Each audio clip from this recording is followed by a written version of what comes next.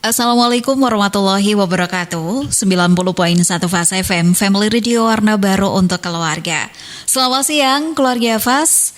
Apa kabar siang Anda kali ini? Semoga selalu dalam keadaan sehat, bahagia dan juga penuh berkah. Alhamdulillah di hari ini keluarga Fas seperti biasa hari Jumat kita ada program spesial dari kami yaitu Untukmu Perempuan. Dan tentunya juga hingga nanti di jam 13 di jam 1 siang, keluarga Fas bisa simak Untukmu Perempuan hanya dari 90.1 Fas FM Magelang. Dan kali ini sudah hadir bersama dengan kita narasumber istimewa keluarga Fas ya. Pasti keluarga Fas juga tidak asing dengan beliau, bersama dengan Mbak atau Ning ini saya sebutnya, Mbak Yuswina Zahrusania atau sering kita panggil atau akrab dengan Mbak Sania keluarga Fas ya. Dan tentunya juga Untukmu Perempuan keluarga Fas, program spesial dari Radio Fas FM. Kita hadirkan Mbak Yuswina Zahrusania atau Mbak Sania panggilannya. Kita sapa dulu keluarga Fas, beliau yang sudah hadir di studio Radio Fas FM siang hari ini. Assalamualaikum. Waalaikumsalam Mbak Nisa. Bagaimana kabarnya Mbak Sania?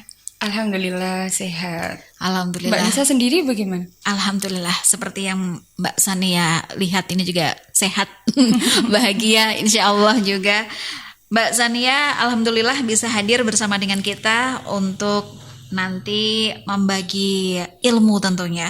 Semoga juga berkah untuk keluarga Fas dan terutama para perempuan ini Mbak Sania ya. Siang hari ini akan membahas tentang sedikit ilmu tentang yang pernah saya pelajari mengenai ilmu haid yang wajib dipelajari dengan teman-teman sekalian tentunya untuk perempuan. Baik, karena memang generasinya Mbak Sania ini adalah generasi yang Masya Allah luar biasa ini, para perempuan-perempuannya adalah perempuan-perempuan insya Allah sebagai penerus ini keluarga Fas ya. Nah, minta doanya. Mbak Sania, apalagi di usia yang sekarang ini kalau para remaja, perempuan, ini memang kita sebagai perempuan harus tahu tentang haid ini ya Mbak Sania. Sangat penting sekali karena sangat bergantung sekali dengan keseharian kita.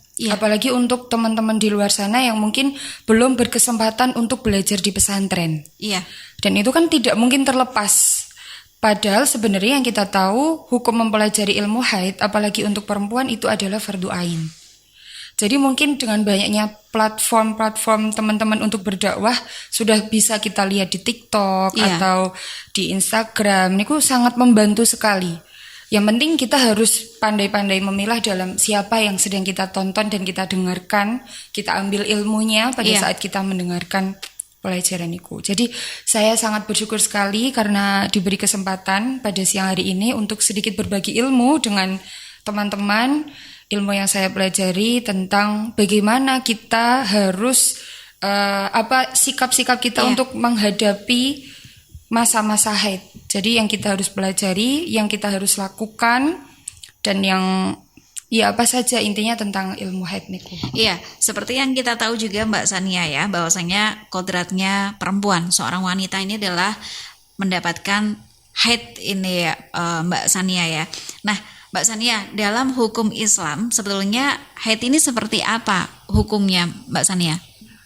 Kalau haid ini kan memang kodrat wanita tapi kalau hukum mempelajari haidnya niku mungkin yang dimaksud dengan teman-teman, hukum mempelajari haid itu adalah fardu ain untuk perempuan.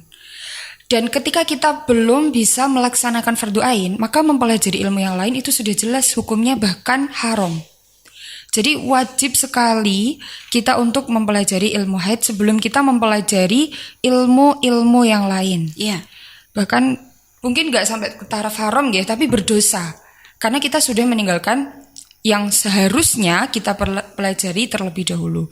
Dan perlu diketahui kalau belajar itu bukan tentang hanya kita membaca dan belajar saja, tapi kita wajib untuk mengerti.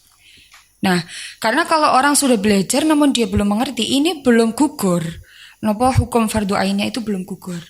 Jadi penting sekali untuk teman-teman tidak hanya membaca. Mungkin membaca kan membaca itu kan gampang, tapi untuk memahami terus bagaimana cara menghitungnya, bagaimana kita tahu ini dianggap haid atau tidak, itu mungkin yang cukup rumit.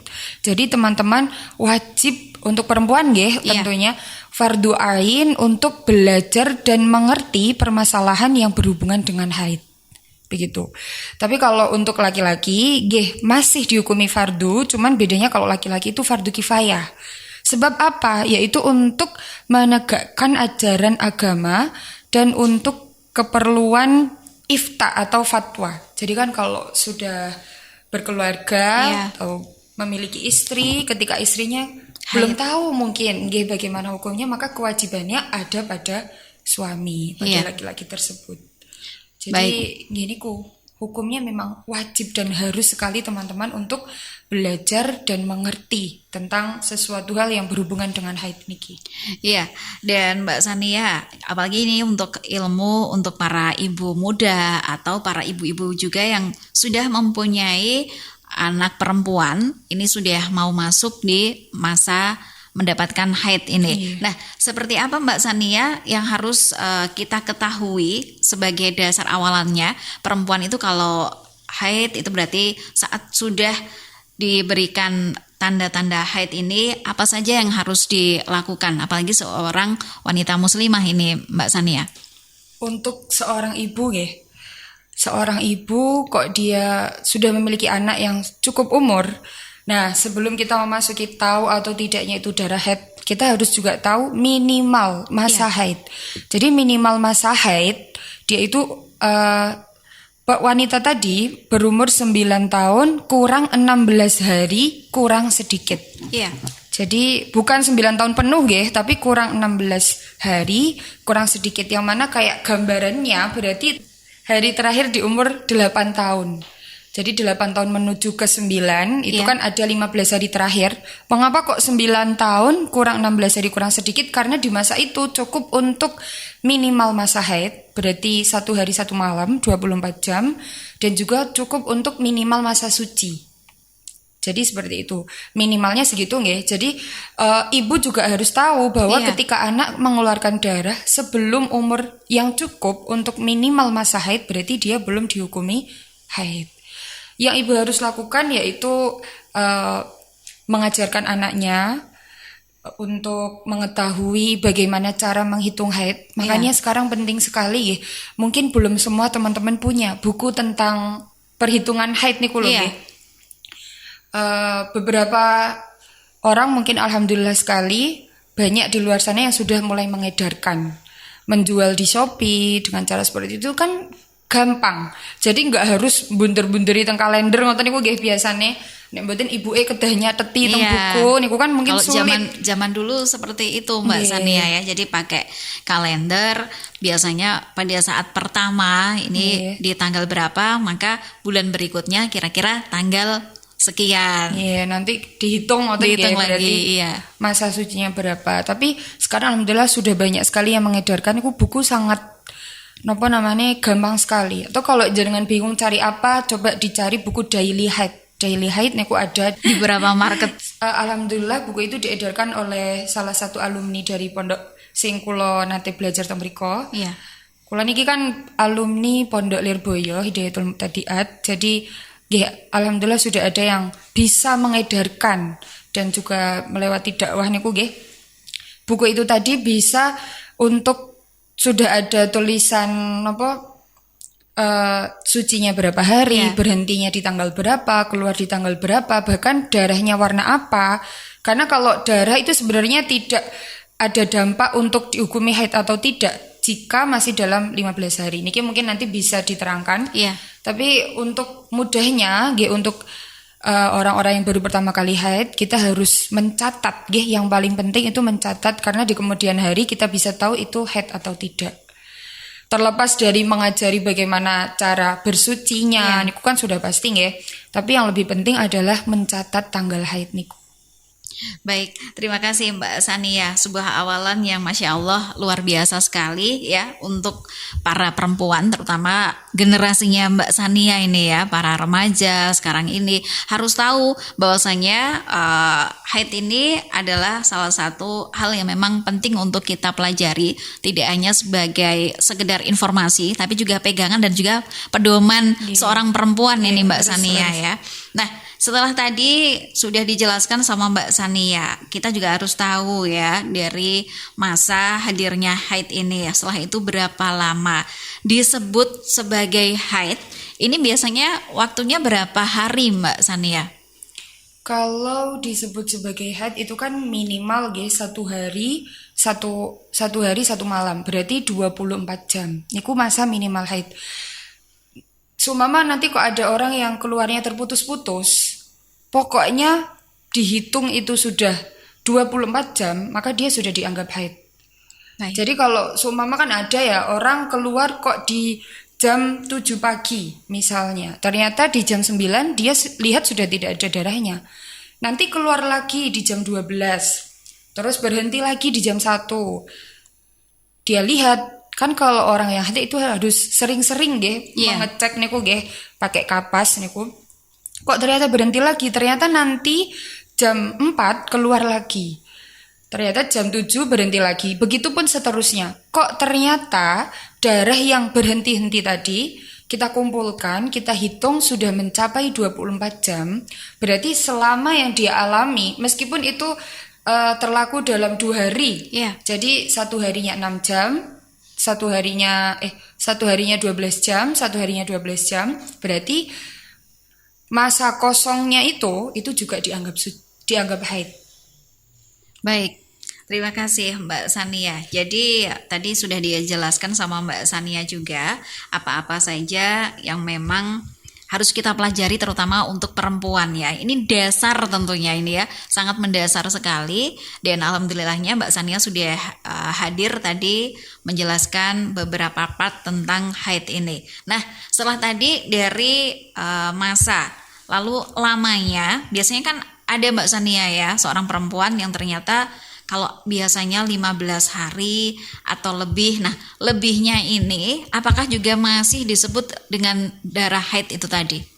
Kalau lebih dari 15 hari sudah tentu boten karena ya tadi minimalnya itu adalah 1 hari 1 malam, berarti 24 jam, dan maksimalnya itu adalah 15 hari. 15 hari. 15 hari, 15 malam. Kok dia sudah melewati masa tersebut, dan niku nanti masuknya ke bab istihadoh. Sedangkan bab istihadoh tidak semudah itu Mbak. Karena kan makanya mempelajari ilmu haid itu penting. Soalnya darah yang keluar dari rahim wanita itu tidak tentu dinamakan dengan darah haid. Bahkan yang lebih dari 15 hari itu belum tentu dihukumi istihadoh. Jadi nanti akan ada partnya sendiri tentang menjelaskan. Mungkin kita awal-awal jangan ke situ dulu, soalnya nanti teman-teman malah pun mumet niku nggih. Makanya pentingnya mempelajari ilmu haid ini karena memang tidak mudah dan harus dilalui dengan belajar. Gak bisa dengan gitu aja kita tahu niku mboten saged. Iya, baik, terima kasih Mbak Sania. Nah, ketika seorang perempuan ini mendapatkan haid itu tadi, tentunya yang kita tahu nih ya dari pelajaran yang sudah ada atau beberapa pesan dari orang tua. Jadi kalau pada saat haid berarti tidak bisa menjalankan ibadah sholat 5 waktu. Atau juga ini Mbak Sania, sekarang ini kan juga banyak tidak perdebatan, tapi ada beberapa perempuan yang biasanya juga bingung ini Mbak Sania. Jadi pada saat haid ini mau berkunjung ke makam atau menghadiri satu majelis yang di sana juga membaca surat ini ya. Ini sebetulnya diperbolehkan atau kita cukup diam saja atau seperti apa Mbak Sania? Kalau untuk orang haid niku ya, jadi yang pertama menghadiri makam Menghadiri makam jika di sana memang bersama-sama membaca Yasin, biasanya kan ngoten. Niku kalau Yasin kami kira haid niku mboten angsal. Tidak boleh. Jadi kalau yang salah pelajari itu dalam madhab kita, berarti madhab Syafi'i, itu orang haid tidak boleh membaca Al-Quran dengan niat apapun dengan niat apapun ya, hanya boleh melafadzkan saja. Baik. Niku kalau membaca Al-Qur'an. Cuman biasanya kalau dia menghafal, berarti kalau tahlilan itu kan kadang orang-orang teman-teman sudah hafal. Kalau tahlil niku mboten napa-napa. Makanya ada yang mengatakan kalau orang yang sudah menghafal Al-Qur'an kok kemudian dia haid, bagaimana nanti memegangnya? Itu ada qaul yang mengatakan tidak boleh untuk berhati-hati, namun dari madhabnya kita sendiri, madhab Syafi'i, niku boleh. Jadi kalau sudah menghafalnya itu boleh. Cuman kalau untuk membaca Yasin atau membaca Waqiah keseharian kami rasa niku mboten angsal nggih kalau haid. Jadi kita harus hindari. Cuman kalau untuk tahlil-tahlil yang ringan seperti membaca ayat kursi, membaca Al-Fatihah niku masih boleh. Kalau kita sampai membaca kayak benar-benar membaca Al-Qur'an niku nggih, niku mboten angsal. Harus kalau sholat tidak boleh jelas nggih. Bahkan haram ya kalau ada orang yang kayak sholat haid terus dia mau pura-pura sholat atau bagaimana, mboten angsal, haram. Karena itu tala'ub, mempermainkan sholat. Jadi haram dan tidak wajib untuk mengqadha tentunya. Baik, terima kasih Mbak Sania untuk penjelasannya. Keluarga Fas, dan untuk perempuan masih hadir untuk Anda program spesial dari Radio Fas FM Magelang. Sesaat lagi kita akan kembali lagi Keluarga Fas setelah jeda iklan berikut ini.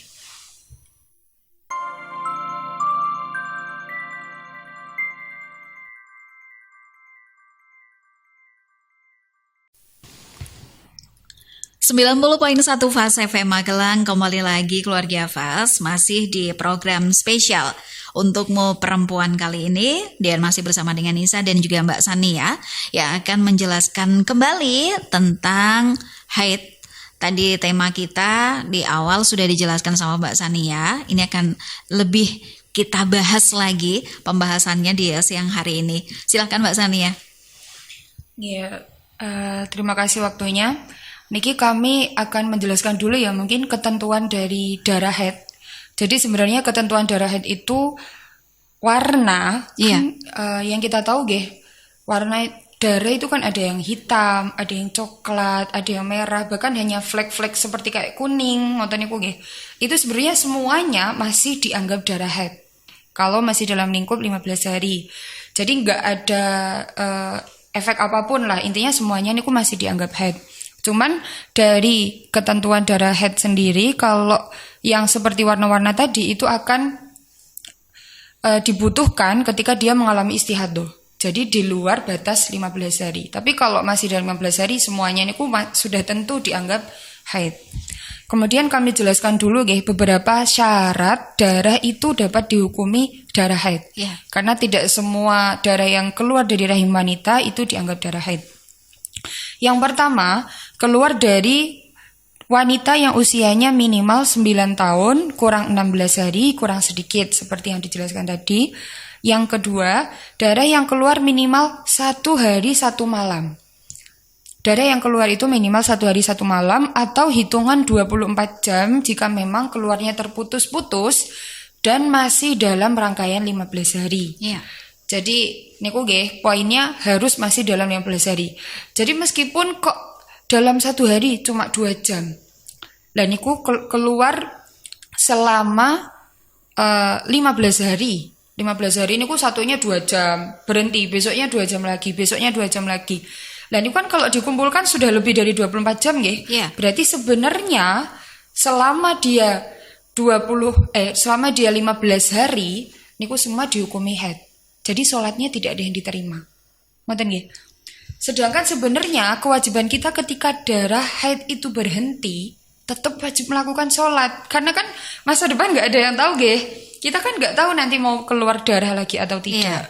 Jadinya kalau terputus-putus kok sampai 24 jam itu dihukumi haid. Tapi kok darah kita berhenti, kewajibannya sama. Tetap harus melaksanakan sholat. Kemudian syarat yang ketiga, tidak lebih dari 15 hari 15 malam jika keluar terus-menerus. Kalau lebih dari 15 hari 15 malam maka nanti dihukumi istihadah. Kemudian yang syarat yang keempat, keluar setelah masa minimal suci, yakni 15 hari 15 malam dan 15 hari 15 malam dari haid yang sebelumnya. dari 4 syarat di atas, maka nanti kita akan perinci lagi apa kasus-kasus yang terjadi. Meskipun syaratnya cuma 4 tadi terlihat mudah gitu, tapi banyak sekali kasus-kasus yang terjadi ya. Nanti akan kita bahas bagaimana cara menghitung darah haid tersebut. Ngoten nggih. Jadi harus tahu syaratnya ada 4. Yang pertama keluar dari batas minimal umur. Kemudian yang kedua minimal haid 1 hari 1 malam atau 24 jam. Yang ketiga tidak lebih dari 15 malam. Dan yang keempat keluar setelah masa minimal suci, yakni 15 hari 15 malam. Nah, yang pertama niki nggih, kita mulai masuk ke kasus nggih niki. Untuk contoh-contohnya, ini contoh yang pertama. Ada kasus darah yang pertama keluar dan yang kedua masih dalam rangkaian masa 15 hari terhitung dari mulai keluarnya darah pertama. Jadi darah keluar 15 hari berarti kados biasanya nggih. Kalau 15 hari keluar darah berarti ini dihukumi haid. Atau kita gambarkan darah keluar 15 hari terputus-putus kayak tadi. Hari pertama dia keluar darah selama 5 jam, terus berhenti. Ketika berhentinya kan lama guys, umpama berhenti selama 10 jam. Orang kan nggak tahu ya nanti bakal keluar darah meleh napa mboten, kan tiang mboten ngertos nggih. Jadi kewajibannya tetap harus melakukan sholat. Kita cek lagi kok nggak keluar, kita cek lagi kok nggak keluar. Ya niku, karena darahnya ini kan bukan darah haid, masih 5 jam kan nggih keluarnya. Berarti dia belum wajib mandi. Tapi cukup dibersihkan saja. Setelah dibersihkan, karena tadi bukan darah haid, kita bersihkan saja, kemudian sholat. Ternyata setelah kita melakukan semua rangkaian itu, darahnya keluar lagi. Cuman setelah 10 jam berhenti tadi, keluar lagi selama 5 jam lagi. Gimana ini kok keluar lagi? Ya berarti dia meninggalkan sholat. Dia nggak sholat dulu. Nggak sholat. Ternyata kok setelah 5 jam berhenti lagi. Oh berarti tadi bukan haid. Soalnya kan masih 10 jam. Meskipun dalam rangkaian 2 hari, masih baru 10 jam. Berarti kalau berhenti kita harus bersihkan, kita sholat. Setelah melakukan itu ternyata 5 jam setelahnya keluar lagi selama 10 jam. Pun mulai terus menerus berarti kan sudah 20 jam. Kok berhenti? Sama yang kita lakukan. Setelahnya kok keluar lagi 4 jam misalnya, berarti kan genap 24 jam. Nah selama 3 hari sholat-sholat yang tadinya kita lakukan pas darah berhenti itu semua tidak diterima dan tidak dosa. Karena kan kita antisipasi kalau ternyata kita tidak haid. Tapi kok ternyata setelahnya keluar, berarti semua yang tadi itu dianggap haid. Ngoten ya. Jadi semuanya dianggap haid. Kalau dia puasa ya berarti hari-hari yang tadi tetap wajib untuk diqodho. Nah, itu ketika darah keluar dalam rangkaian masa 15 hari. Untuk yang kedua, kasus yang kedua itu darah yang kedua di dalam masa rangkaian 15 hari dari permulaan keluarnya darah. Jadi kan kalau ghalib atau umumnya orang itu kan keluar darah mungkin 8 sampai 10 nggih. 8 sampai 10 atau 1 minggu. Nah, untuk teman-teman yang mengeluarkan darah selama 1 minggu, 7 hari, kan minimal haid itu kan maksimal haid itu kan 15 hari.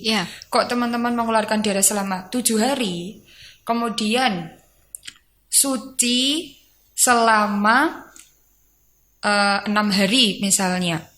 Kemudian keluar lagi, darah yang kedua keluar lagi selama 5 hari.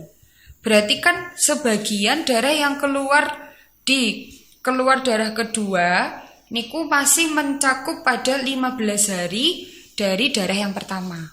Ngoten nggih? Nah, kalau seperti itu kasusnya, maka darah yang termasuk 15 hari pertama itu dihukumi haid, kemudian sisanya nanti masuknya ke bab istihadah. Jadi harus diperhatikan. Makanya kayak nopo kok pentingnya nyatet niku kados ngoten niku lho nggih Mbak Nisa. Kenapa penting sekali? Soalnya ditakutkan nanti darah kita keluar lagi dan kurang dari masa suci. selain kurang dari masa suci, justru darah kita malah masuk ke 15 hari darah yang pertama. Dan itu malah nanti di saat masa kita berhenti, itu semuanya dianggap haid, Mbak. Bisa jadi semuanya dianggap haid. Tapi kok nanti ternyata lebih dari 15 hari, itu nanti masuknya ke istihadah yang cara penghitungannya pun beda. Ngoten ya? Jadi darah yang termasuk di 15 hari, kok kita, jadi kasusnya sama kayak terputus-putus gitu. Yang penting masih masuk dalam 15 hari, niku haid. Tapi seterusnya nanti akan masuk di bab istihadah. Terus kita contohkan lagi kasus yang ketiga, niku apabila darah yang kedua kali keluar itu sudah di luar rangkaian masa 15 hari dan permulaan haid yang pertama. Jadi niku kasusnya sucinya yang kurang. Contohnya dia seumpama 10 hari mengeluarkan darah haid, 10 hari haid. Kemudian 10 hari suci. Kok setelah itu di hari ke-21-nya dia mengeluarkan darah lagi. Kira-kira ini darah apa? Soalnya dia nggak sampai 15 hari. Sedangkan kita tahu kalau minimalnya itu adalah 15 hari. Berarti darah yang kedua, keluar darah kedua tapi keluar dari masa 15 hari. Niku hukumnya haid. Napa istihadah? Ngapunten. Hukumnya istihadah. Kalau istihadah yang seperti ini niki sudah jelas. Istihadah sudah jelas istihadah atau biasa dianggap dengan darah fasad. Untuk menyempurnakan masa suci 15 hari. Berarti nanti seumpama kita keluar darah yang kedua tadi selama 10 hari. Berarti 5 hari pertama istihadah, 5 hari kedua masuk ke haid yang kedua. Ngoten. Jadi penting sangat nggih nyatet niku ngapunten untuk teman-teman sekalian. Mencatat darah haid itu penting untuk bagaimana kita menghitung apakah ini termasuk ke istihadah atau masuknya ke haid. Kalau yang sulit itu mungkin ketika darahnya lebih dari 15 hari, seperti contoh yang sebelumnya. Kalau contoh yang saya barusan tadi, itu masa sucinya yang kurang dari 15 hari tapi sudah melebihi 15 hari darah haid. Teman-teman bingung apa mboten? Mungkin kita perlu belajar lagi ya untuk mengulang-ulang. Makanya biasanya kebanyakan dari teman-teman yang seminar haid itu memang butuh papan tulis karena konsepnya memang hitung-menghitung. Jadi kita harus tahu. Yang penting kalau seumpama kita haid 10 hari, terus berhenti 10 hari, berarti kan sudah melampaui 15 hari yang kemarin lah intinya.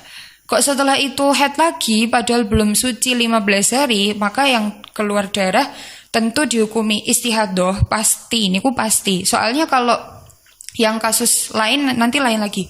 Itu pasti istihadah yang menyempurnakan masa suci. Ngoten. Terus setelahnya nggih masuk ke haid lagi. Tapi kalau prakteknya darah haid terus lebih dari 15 hari kan ada nggih yang koyo ngoten nggih bablas ngoten mboten nonton berhentinya bablas. 20 hari full keluar darah. Lah niku yang hukumnya nanti masuk ke istihadah dan belum tentu semuanya yang 15 hari haid yang 5 harinya istihadah. Nah niku kalau terus menerus jadi kasusnya lebih sulit. Kita nanti akan memasuki bab istihadah sendiri. Tapi kalau keluar darah tapi belum lengkap 15 hari suci itu yang sudah pasti dihukumi istihadah. Ngoten ya Mbak Nisa? Berarti biasanya kan juga ada ini Mbak Sania ya. Jadi selama tadi kan paling tidak 15 hari. Lalu ada seorang perempuan haidnya ini selesainya biasanya ada yang kurang dari 15 hari, bahkan kurang dari 10 hari. Nah, ini masa tadi suci dianggap suci karena sudah tidak mengeluarkan darah haid. Taruhlah 3 hari, 4 hari sudah selesai. Ini berarti boleh untuk menjalankan ibadah sholat atau tunggu selama 15 hari itu. Oh, ngemboten. Nah, untuk teman-teman yang baru saja suci dari haid dalam rangka waktu gini kuau, baik 10 hari atau bagaimana seminggu biasanya, yang harus dia lakukan adalah mandi junub atau mandi besar. Mandi besar itu bukan sembarang mandi nggih, karena yang membedakan antara mandi wajib dan mandi yang biasa kita lakukan itu ada niatnya. Jadi niatnya niku nawaitul ghusla li raf'il hadasil akbari fardhalillahi ta'ala. Itu yang wajib kita lakukan ketika sudah suci Yaitu yang pertama, kita pastikan suci dulu dengan cara mengecek. Pastikan suci benar-benar bersih. Orang kan beda-beda nih Mbak. Mungkin ada yang kebiasaannya, ngapunten, ini karena ilmu untuk teman-teman sekalian. Kita sesama wanita nih. Mungkin ada yang biasanya pertama kali suci langsung bersih. Berarti kita harus tunggu sampai kapas itu benar-benar bersih. Tapi ada juga teman-teman yang sucinya biasanya langsung berganti dengan keputihan, ngoten nggih. Kalau memang biasanya seperti itu, nggih berarti niku untuk dia sudah suci. Tapi kalau biasanya dia sampai bersih, meskipun keluar dalam bentuk warna kuning atau hanya sekedar keruh, niku tetap dihukumi haid. Jadi kalian harus tentukan sendiri, menurut kalian sendiri, sucinya kalian itu biasanya bagaimana. Kita nggak bisa samakan dengan orang lain. Soalnya orang lain tuh ada yang biasanya langsung keputihan berarti niki kula pun suci. Ada yang biasanya berhenti dulu, benar-benar bersih baru keputihan, berarti niki pun suci. Tapi teman-teman harus ingat kalau hanya sekedar keruh atau kuning itu belum bisa semena-mena kita hukumi suci. Kalau masih dalam masa 15 hari, ya niku masih kemungkinan besar masih dianggap haid. Bahkan pasti dianggap haid kalau memang jenengan-jenengan keputihannya biasanya warnanya nggak kayak gitu, niku pasti dianggap haid. Jadi jangan sepelekan kalau ini udah nggak berdarah ini, niku kita cepet-cepet mandi, ternyata besoknya keluar lagi kan sering ngoten niku. Maka harus pastikan kita benar-benar suci. Kalau sudah dipastikan benar-benar suci, segeralah mandi, mandi wajib. Mandi wajib nggak boleh ditunda-tunda, Mbak, nggak boleh. Karena kita punya tanggungan wajib melaksanakan sholat. Kok kita sucinya umpama subuh subuh males nanti aja jam 10 sekarang dingin, ya nggak boleh karena kita harus tadi punya Mbak Sania, tetap harus langsung karena tadi kita sudah dikenai tanggungan untuk wajib melaksanakan sholat subuh. Cuman kita sahnya sholat subuh itu setelah kita mandi besar, jadi sudah dikenai wajib. Tapi kalau kita belum mandi besar kan sama aja sholatnya badan sah kalau kita sudah suci, segeralah mandi. Jangan menunda-nunda karena menunda-nundanya saja itu sudah membawa dosa bobot dosa Kecuali memang ada sesuatu hal yang membuat kita nggak bisa mandi benar-benar urgent banget yang sudah dimaafkan oleh syariat, maka boleh. Tapi kalau bisa mandi pas itu hanya sekedar dingin atau malas atau mager, bentar lah scroll dulu TikTok ternyata sampai kodok, ngoten kan nih. Ini kemudian asal, jadi harus segera mandi. Jika sudah mandi, maka lakukan kewajiban sebagaimana biasanya gini ku sholat. Cuman Mbak Niki yang mungkin dari teman-teman ada yang tahu, ada yang belum tahu, kalau wajibnya yang sholat tadi setelah kita mandi besar, kita juga wajib untuk mengkodok sholat yang tergabung dengan jamak. Jamak itu kan ada zuhur sama asar, juga ada maghrib sama isya. Kalau kita sucinya di waktu asar, maka kita juga harus mengkodok sholat zuhur. Kalau kita sucinya di waktu isya, kita juga harus mengkodok sholat maghrib. Niku poin juga yang teman-teman mungkin ada yang lalai atau bagaimana belum tahu, bahkan kalau sudah tahu kita harus mempraktikkan ilmunya, niku harus wajib. Soalnya apa?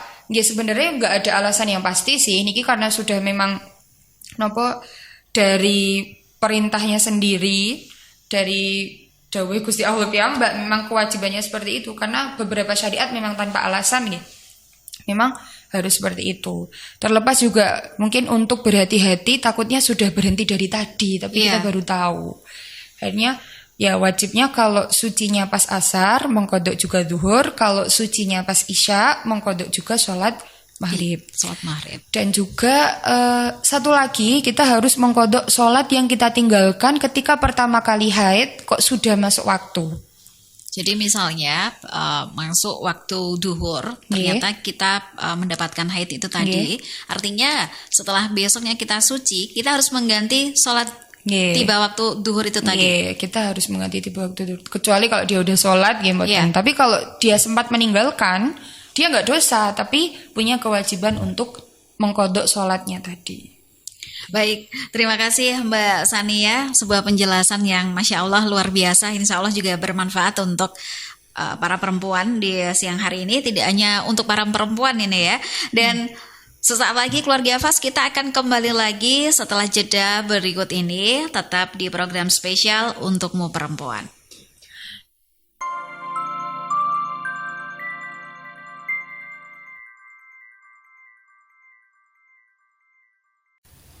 Masih dari kawasan Tegalrejo Magelang, keluarga Fas kembali lagi Untukmu Perempuan, dan juga Mbak Sania yang masih hadir di studio Radio Fas FM siang hari ini. Kita masih membahas tentang haid, apa itu haid dan apa saja yang harus dihadapi seorang perempuan ketika haid. Tadi sudah disebutkan, dijelaskan sama Mbak Sania, dan ini akan lebih dijelaskan lagi oleh Mbak Sania di akhir waktu Mbak Sania, hampir di jam 1 siang soalnya Mbak Sania ya. Silakan Mbak Sania. Kita lanjut setelah tadi apa yang harus dilakukan ketika pertama kali mengalami haid, kemudian apa yang dilakukan ketika sudah selesai masa haid. Mungkin ada beberapa hal yang patut diperhatikan oleh teman-teman perempuan sekalian saat kita mengalami haid. Yang pertama itu tadi, ini sering banget nih ditanyakan, bagaimana hukum memotong kuku, ngoten nggih, terus memotong rambut dan lain-lain. Nah, sebenarnya hukumnya itu sunnah. Sunnah untuk tidak memotong kuku, rambut dan lain-lain pada atau saat haid, maksudnya pada saat hadas besar. Yaitu untuk melepas anggota badan ketika kita haid atau nifas. Melepas itu gambarannya kan seperti tadi, memotong atau mencabut rambut atau memotong kuku. Ini hanya sunnah nggih. Bahkan nggak cuma dari teman-teman yang belum tahu sekalian, tapi di pesantren-pesantren juga ada yang sampai kayak kita nggak boleh keramas, kita nggak boleh potong kuku. Nah, mungkin kalau itu mendapat dari atas-atasnya yang dia pelajari itu kurang sepenuhnya dalam menangkap. Soalnya kan mungkin orang-orang dulu mengatakan, awak dhewe kuwi nek haid iku gak oleh nopo motong kuku, gak oleh motong rambut, tidak boleh keramas, padahal gak boleh keramas. Padahal mungkin yang disampaikan oleh gurunya itu lebih baik untuk tidak karena hukumnya sunnah. Soalnya memang benar kalau menurutnya Imam Ghazali di kitab Ihya Ulumuddin itu ungkapannya la yambagi, berarti sebaiknya tidak dilakukan. Tapi kita harus garis bawahi sebaiknya tadi. Mungkin kalau teman-teman nek haid cuma 7 hari 8 hari, mungkin masih gak apa-apa lah kalau gak keramas. Lah kalau 15 nifas, sampai haid 15 hari, nifas 60 hari kita gak keramas itu kan gak mungkin itu Mbak Sania ya. Gak mungkin Jadi jangan beranggapan kalau itu sampai haram. Niku salah. Kalau yang benar itu hanya sunnah saja. Jadi kalau emang kepepet kedagian maklum keramas niku ya itu nggak apa-apa. Kemudian yang kedua, saat darah berhenti, seorang wanita itu boleh mulai niat melaksanakan puasa meskipun dia belum mandi. Soalnya kewajiban puasa itu ketika orang yang sudah berhenti dari haid atau nifas. Niatnya beda lagi kalau sholat. Kalau sholat itu kan harus setelah mandi wajib. Nah, kalau puasa enggak. Jadi kok dia seumpama jam 3:30 dia berhenti dari haid atau nifas, kemudian dia asrep kan jam segitu, apalagi daerah Magelang lagi dingin-dinginnya. Kita enggak mau nanti aja lah mandinya ke jam 5-an ngoten atau subuh, tapi dia harus niat puasa dulu. Karena dia sudah dikenai wajib puasa. Bukan berarti aku mandinya nanti, berarti aku puasanya setelah mandi, boten nggih. Tapi kalau sholat baru kita wajib setelah mandi. Tapi kalau puasa sebelum mandi kita sudah diperbolehkan untuk niat. Kemudian yang selanjutnya ada bagi wanita yang darah haidnya berhenti dan belum sempat mandi, kok dia itu mau tidur, makan atau minum, itu disunahkan untuk membersihkan farjinya dulu. Disunahkan. Kemudian dia baru wudu dan meninggalkan. Hal ini itu hukumnya makruh. Dan ibu, kalau ini udah berhenti loh bukan kalau dia belum berhenti. Kalau sudah berhenti, bahkan untuk sekedar tidur, makan atau minum itu disunahkan untuk membersihkan farjinya dulu. Meninggalkannya bahkan dihukumi makruh. Makruh itu jika kita tinggalkan, jika kita tinggalkan mendapat pahala, jika kita lakukan tidak mendapat dosa. Itu makruh. Kemudian selanjutnya ada yang biasanya kalau menjelang atau di saat haid wanita itu mengalami gangguan kesehatan. Nggih, kayak contoh pegal-pegal, lemah, lesu. Kalau orang-orang zaman sekarang itu bahasanya malah bad mood. Iya. Terus kayak pengen nangis gak jelas, merasa orang paling disakiti. Nah. Ternyata setelahnya kita PMS, terus mode emosi. Itu memang ada referensinya. Bahkan di kitab-kitab niku memang wonten. Ada Mbak Sania? Ada, nggih wonten. Niku memang hal-hal tersebut lumrah terjadi dan nggak sampai dianggap oh ini berarti aku kenapa-napa, niku mboten. Jadi memang hormonnya wanita aja. Seperti itu memang Mbak Sania ya.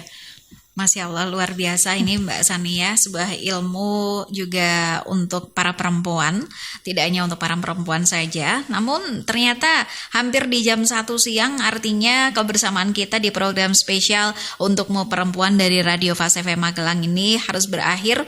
Semoga insya Allah minggu depan kita akan bahas kembali juga Mbak Sania, insya Allah ya, bisa bertemu kembali, diberikan kesehatan dan kekuatan lahir batin untuk menjalani hari-hari yang memang kalau para perempuan ini memang haid ini luar biasa ini pembahasannya Mbak Sania ya. Jadi panjang pembahasannya. Ada yang mau disampaikan lagi sebagai closing di siang hari ini Mbak Sania? Mungkin satu pesan buat teman-teman, belajar itu tidak ada masa berhentinya. Jadi kapanpun, entah itu kita sudah di rumah, entah masih di pondok atau sudah bekerja, berkeluarga, kalau kita belum tahu ilmunya, apa salahnya kita belajar dan bertanya, supaya tidak sesat di jalan. Iya, baik. Terima kasih Mbak Sania untuk waktunya di siang hari ini. Insya Allah semoga hari-harinya selalu penuh dengan keberkahan. Sehat selalu Mbak Sania. Dan akhirnya keluarga Fas, program spesial untukmu perempuan di siang hari ini bersama dengan Mbak Yusfina Zahrusania harus berakhir. Insya Allah minggu depan kita akan bertemu kembali di waktu dan tempat yang insya Allah juga luar biasa. Dari kawasan Tegal Rejo Magelang, Nisa undur diri. Wassalamualaikum warahmatullahi wabarakatuh.